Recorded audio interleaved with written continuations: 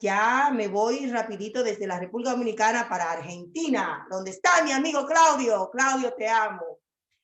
Me encuentro en estos momentos con la coach Alex Álvarez, quien hoy vamos a hablar un tema muy importante acerca de la victimización en las madres y en las personas con discapacidad. Ella es coach ontológica, senior certificada de Newfield Consulting. Ella es coach empresarial en procesos de equipo y procesos individuales a nivel nacional. Ella tiene una amplia trayectoria en esto, pero sobre todo multifacética, apasionada, emprendedora desde el minuto cero. Trabaja con el objetivo de dejar huellas y es lo que ella va a hacer hoy en este programa. Vamos a darle la bienvenida a la coach Ale Álvarez. Muy buenos días, bendiciones. Hola Raquel, ¿cómo estás? Qué placer estar acá, qué motivante ya es el título de cambiar, de poder sumar un granito de arena. Yo creo que fundamentalmente soy una persona que cree que podemos cambiar, aprender para cambiar nosotros internamente y emprender para cambiar el mundo como vos haces en tu programa. Así que muy feliz de esta invitación, contás conmigo incondicionalmente.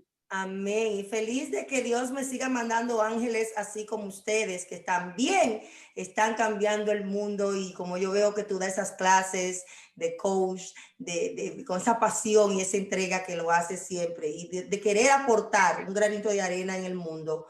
Quise traerte porque este tema siempre me identifico mucho, porque encuentro muchas madres, muchas personas que tienen su discapacidad, madres que tienen hijos con discapacidad, y que están en el estado de víctima, de victimización, pobrecita yo, pobrecito mi hijo, y ahora qué será de mí, que ahora qué yo voy a hacer, y todo el tiempo en un eterno estado de víctima.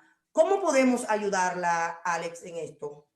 Yo creo que ahí es sumamente importante que podamos diferenciar el dolor, ¿no? El dolor como primera emoción que aparece espontáneamente, con la validez que tiene la emoción de la tristeza cuando aparece un dolor, el dolor ante la pérdida de lo que fue, o la pérdida de lo que esperaba que fuera.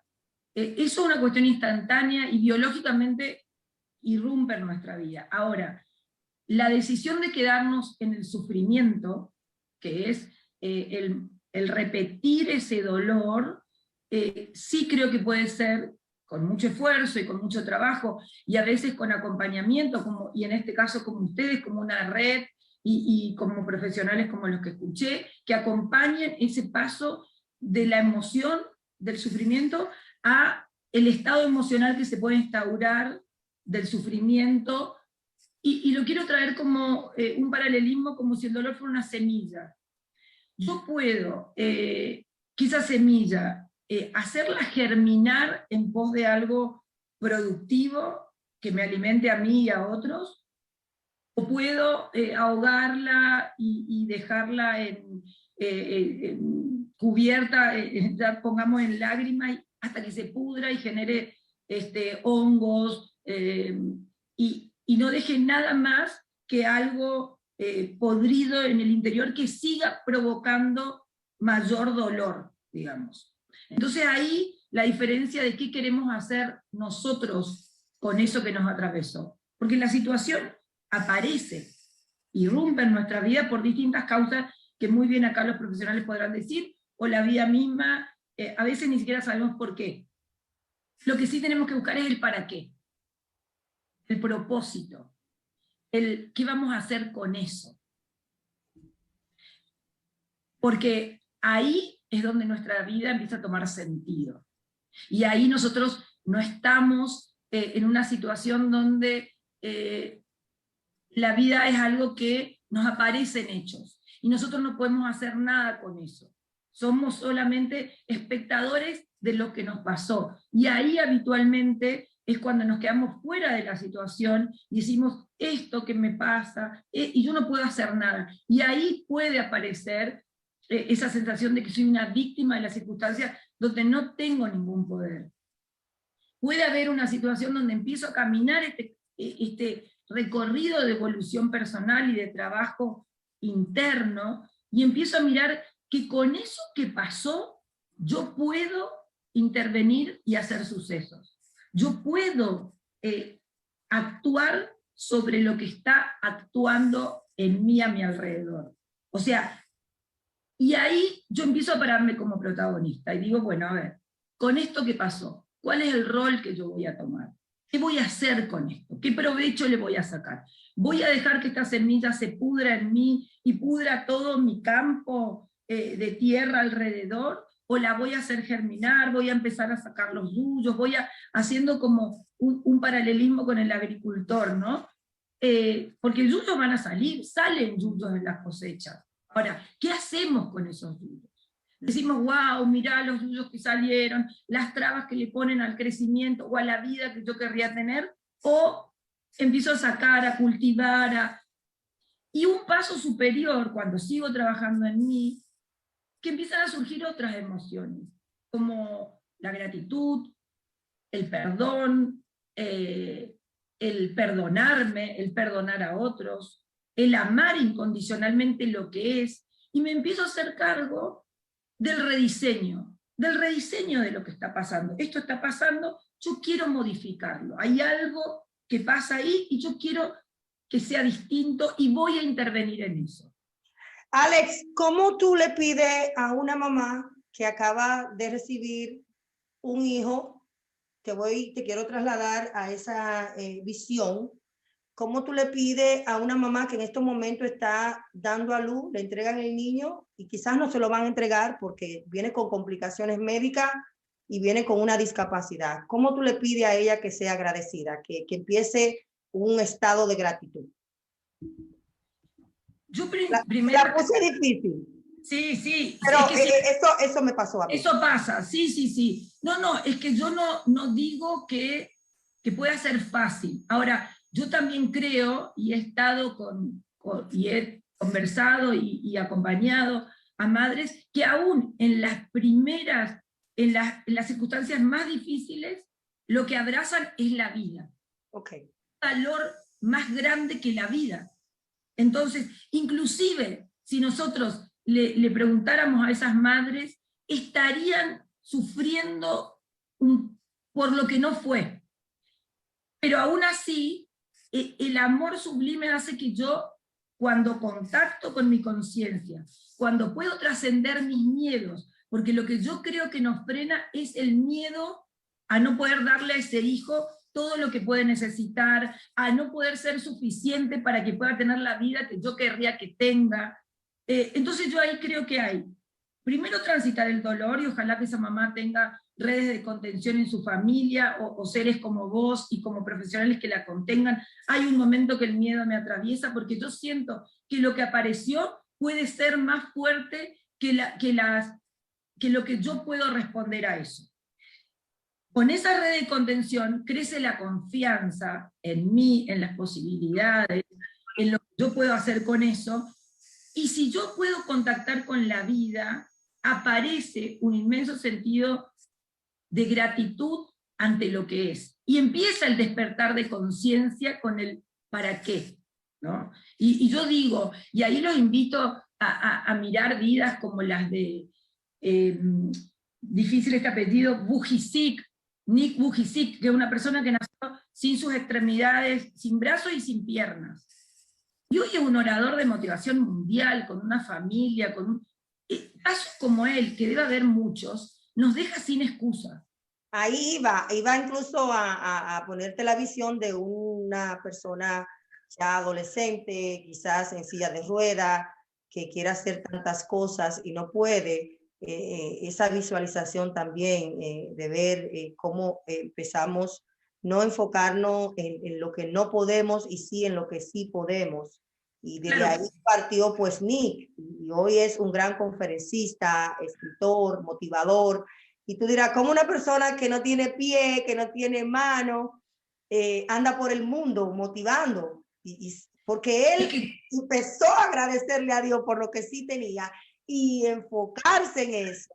Y empezó a ver las grandes maravillas que él podía hacer en el mundo. Es que yo creo en la realidad como un constructo, como una construcción de ideas. El no puedo, en realidad está en nuestra cabeza, porque no podemos algunas cosas, pero podemos otras. Él no tiene pies para caminar, pero tiene alas en su cabeza para volar, tiene pasión en su corazón para motivar. Entonces, no necesita los pies. Y yo no, digo, no necesitamos ir a buscar personas que tal vez vemos en las redes. Yo tengo en mi día a día personas que tienen mucho más fuerza que yo, que me motivan y que están en una silla de ruedas, y que la vida las sorprendió con un accidente, o sea, tenían todo eso y de golpe, y los puedo nombrar, y inclusive te puse en contacto Agustín Zanoli, Inés Urioste, los tengo acá en Córdoba, en Argentina, a cuadras de mi casa, y son personas que están estudiando, que están haciendo su carrera, que están teniendo pareja, que están teniendo hijos, y que chapó, porque me enseñan que las excusas son solo una traba mental de mis miedos de no ser suficiente a una situación que aparece. ¿Cómo empezamos a ser empáticos hacia estas personas que quizás están en su estado de víctima? ¿Cómo nosotros tratamos de entenderlo si aún no me ha pasado esa situación, pero cómo empiezo a ser empático hacia ellos? Yo creo que abrazando nuestros propios miedos, yendo a nuestras noches oscuras del alma, porque todos las hemos tenido, de diferente manera, algunos con situaciones de discapacidad, otros con otro tipo de pérdida, pero todos hemos en algún momento atravesado una noche oscura del alma, que es desde ahí donde yo saco mi máximo potencial. Entonces, si yo recuerdo esa noche mía oscura del alma, donde creía que nada era posible, que no había palabras que me alcancen, y desde ahí la acompaño empáticamente, sabiendo que es posible que en ese primer momento el dolor dure un tiempo, y que hay que darle espacio a la tristeza. No hay emociones negativas y emociones positivas.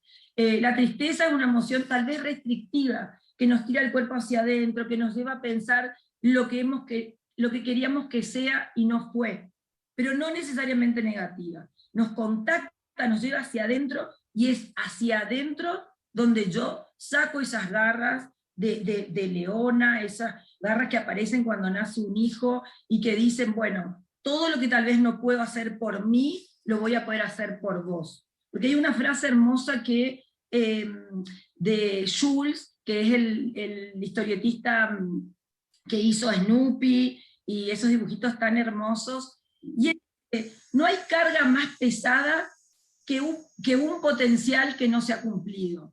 Y yo no puedo saber cuál es el potencial que tiene mi hijo. Yo no puedo saber cuál es la promesa que él viene a desplegar al mundo. Yo puedo saber desde mi tristeza cómo hubiera imaginado que eso sea. Y esa expectativa me lleva al pasado. Yo hubiera querido que él sea de tal manera.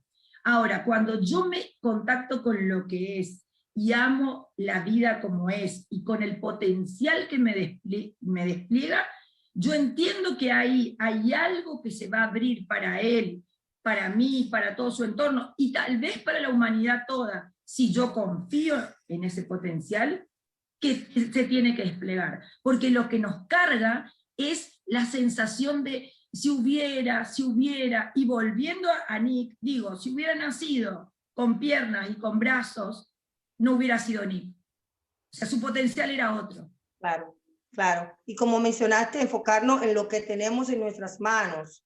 Y quizás parece irónico lo que voy a decir, y aquellos que no tienen manos, enfocarse en lo que tienen de frente de ellos y no compararnos, porque ahí perdemos nuestra visión en la vida cuando empezamos a compararnos con los demás.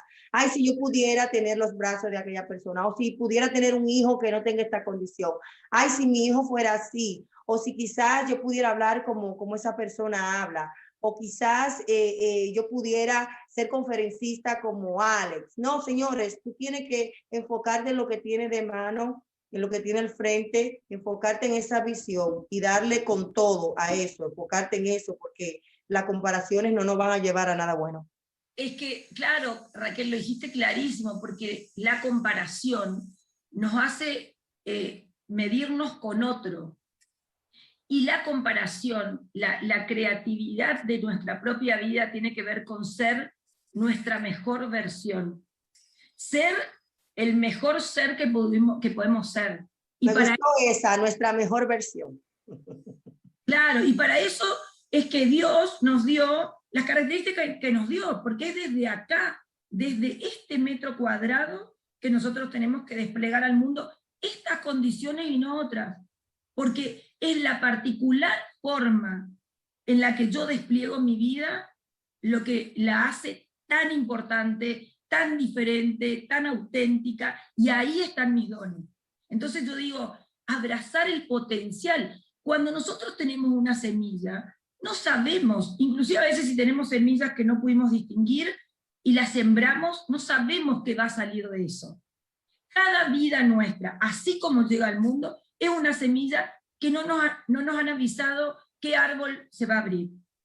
Según cómo lo cuidemos, se va a abrir, se va a pudrir, se va a anegar, o va a crecer un árbol que ni siquiera conocíamos, una planta que ni siquiera conocíamos. Entonces, desde ahí, entender que la comparación no es con otro, la comparación es con uno mismo, y con lo que yo tengo, y con la mejor versión de lo que yo puedo ser. Y hablando de árboles, me estaba imaginando que nuestros hijos son como los árboles. Cada árbol es diferente. Cada árbol necesita una temperatura diferente. Uno necesita mucho sol, otro no necesitan sol, otro necesitan que tú la pongas en lugares oscuros, a temperatura bajita. Nuestros hijos son así mismos. Entonces, ¿por qué comparar una planta con otra cuando a veces comparamos nuestros hijos con otros? Entonces, la vida viene por ahí. Ser agradecido, ser empático y no sentirnos pues la víctima ante nuestra situación. Aprender a ser resiliente. Que quiero invitar a Ale, si me permite, sí, por supuesto, programa a hablar de la resiliencia. Por supuesto, me encantaría. Como lo diferente a la sentirme víctima. Sí, y también yo digo, es un estado, como la emoción dijimos, y como el miedo irrumpe, es un estado por el que podemos pasar. Entonces, y también ahí invito a no sentirnos culpables si en este momento estamos sintiendo eso. Porque a veces, cuando pensamos que lo que se avecina es más fuerte que nuestras posibilidades, o más grande, o lo vemos, es posible que estemos atravesando un estado así. El tema es que una vez que aparece ese darse cuenta, que vos lo traes tan a la conciencia, yo digo, bueno, ahora que me di cuenta de esto, ¿qué voy a hacer?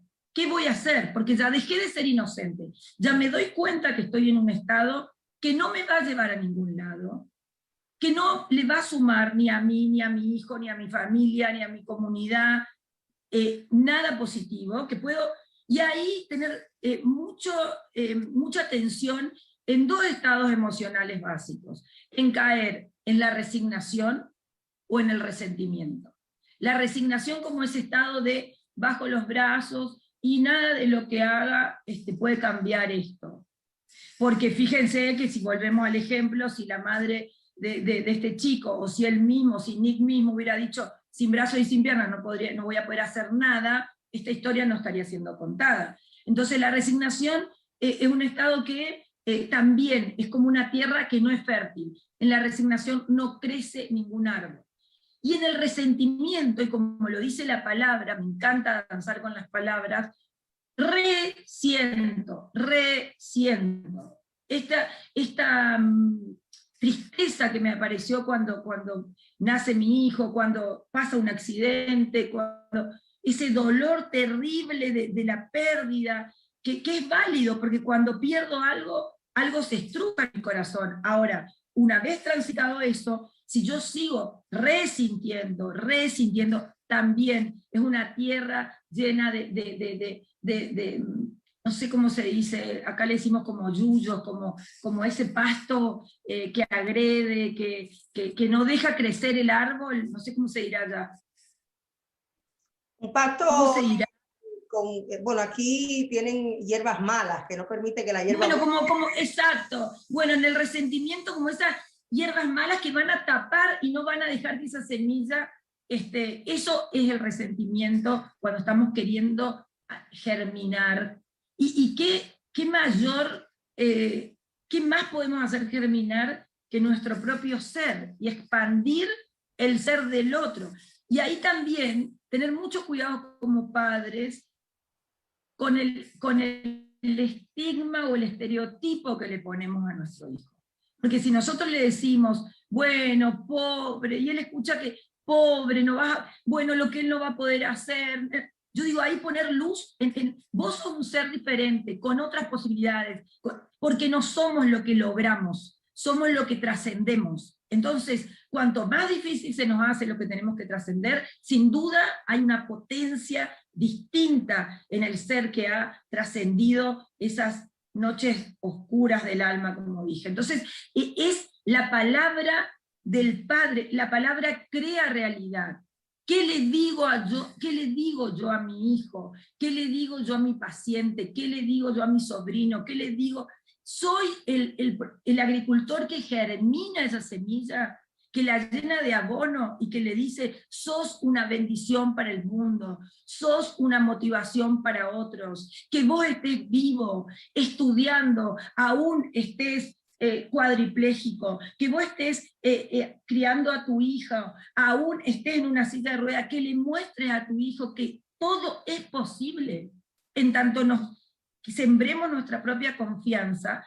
Eso es una bendición para el mundo. Entonces, ¿qué palabras usamos cuando nos referimos a ese ser que tiene una discapacidad física tal vez, pero tal vez tiene otras montones de capacidades que los que tenemos, todos los brazos y todas las piernas, no la hemos explorado aún? Entonces, danzar con palabras que sean el abono para esa semilla, para que ese árbol pueda desplegar toda la potencia que vino a desplegar al mundo. Porque como dije, no hay mayor carga que no desplegar ese potencial que estamos llamados a desplegar. Qué lindo, con eso me quedo con eso, con ese potencial, con esa semilla, con declarar palabras positivas en nuestros hijos. Me quedo con tantas cosas lindas. Quisiera seguir compartiendo contigo, pero sabemos pues que esto no es un cliché. El tiempo en televisión y radio es bien cortito. ¿Cómo podemos...? Nos volveremos a encontrar y todos los aportes son bienvenidos, y es tomar lo que los resuena. Yo siempre digo, no le pido que no crean nada de lo que yo diga, porque no hay una verdad.